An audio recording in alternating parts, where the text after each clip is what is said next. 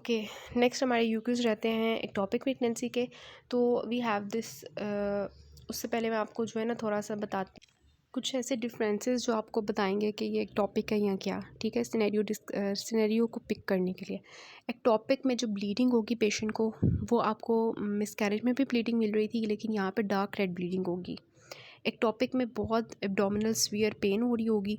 इसके अलावा हिस्ट्री होगी कि history of risk factors, like वो आईवीएफ की हिस्ट्री होगी, उसके पास ओसीपीज़ की या आईयूडीज़ की हिस्ट्री होगी, और अब वो कहेगी कि मैंने कंसीव कर लिया है, और मतलब कि उसकी प्रेगनेंसी टेस्ट उसका पॉजिटिव आ रहा होगा।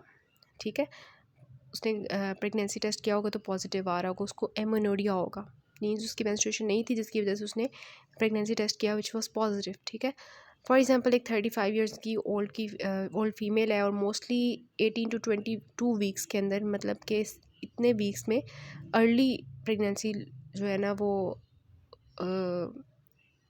ये इसके सिम्टम्स आना शुरू हो जाते हैं।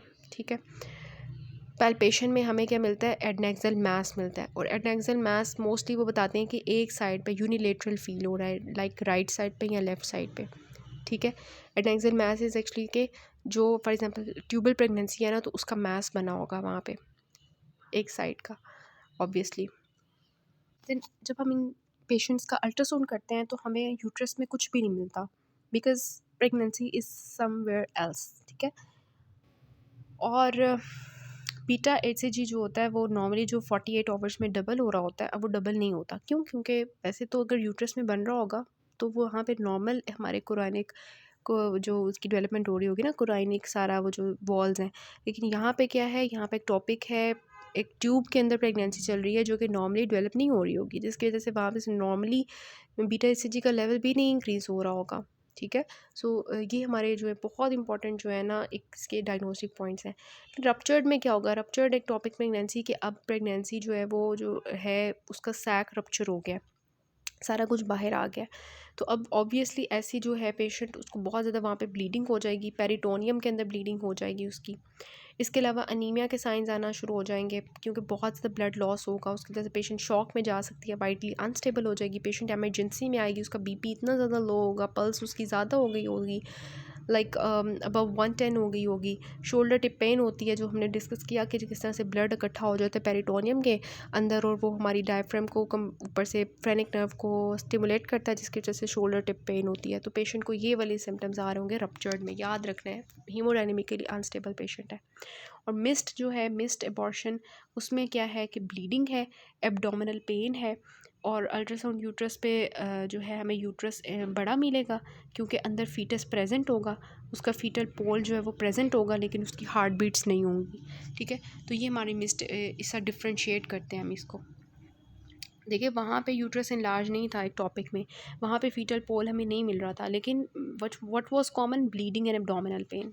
ठीक है, then we have the expected management में हम अर्ली स्टेज जो हीमोडायनेमिक स्टेबल पेशेंट्स होते हैं उनमें करते हैं, जिनमें सिम्टम्स नहीं होते, हम वेट एंड वॉच करते हैं, उनके बीटा एचसीजी लेवल्स को हम मॉनिटर करते रहते हैं यहाँ तक कि वो अनडिटेक्टेबल हो जाए, और अल्ट्रासाउंड जो है वो हमें उसमें कुछ भी नहीं नज़र आ रहा, फिर हम ये करते हैं। और criteria for the medical management हम डिस्कस कर चुके हैं।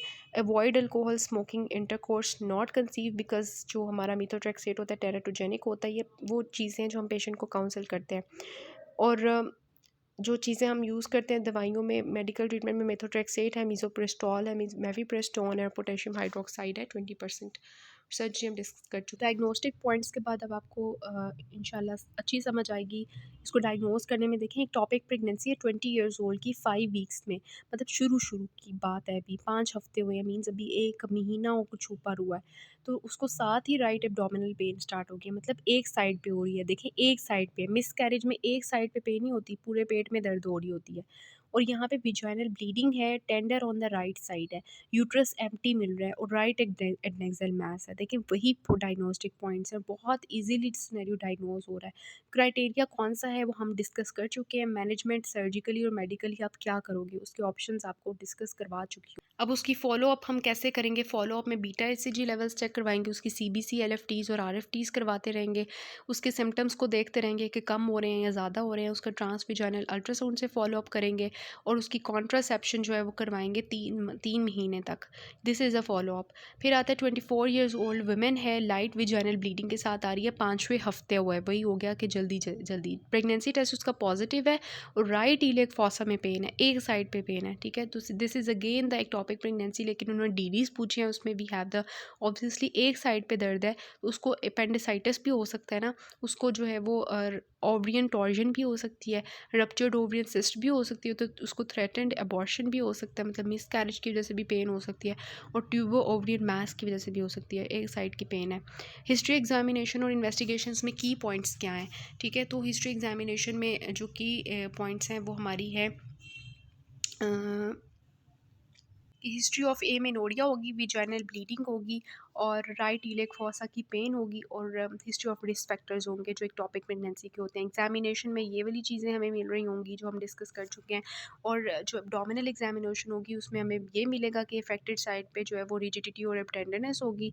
जो है उसके अलावा स्पेकुलम और बायोमैनुअल एग्जामिनेशन में हमें रप्चर ऑफ ट्यूब मिलेगी, और इसके अलावा जो है इन्वेस्टिगेशंस में मतलब एडनेक्सल मास मिलेगा ना, और इन्वेस्टिगेशंस में जो हम करवाएंगे वो आपको पता है कि एचसीजी लेवल्स और ट्रांसवेजाइनल अल्ट्रासाउंड और बाकी जो चीज़ें हैं इसमें। अच्छा, देखिए नेक्स्ट ये वाला जो है ना, ये वाला जो क्वेश्चन है थर्ड वाला, इसमें तो सारे सिम्टम्स हुए हैं जिसमें पेशेंट जो है ना बुरी हालत में है। पेल है, 6 वीक्स की, एमेनोरिया है, abdominal pain, slight vaginal bleeding, लेकिन उसका बीपी देखें कितना कम हुआ है, पल्स कितनी ज़्यादा हुई है, यूरिनरी टेस्ट जो पॉजिटिव था और ये सब कुछ हुआ हुआ है। तो this is the ruptured ectopic pregnancy, जिसमें बीपी, पल्स और वाइटली अनस्टेबल होगी ना पेशेंट, दैट इज़ रप्चर्ड।